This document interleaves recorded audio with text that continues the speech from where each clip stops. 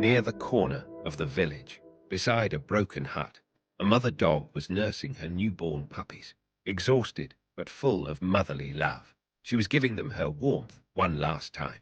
Hunger, fatigue, and the harshness of time had taken their toll on her.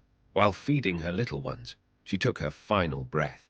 The doctor looked at the dog and said softly, "She is breathing very lightly, but she is still alive." A ray of hope shone in my eyes.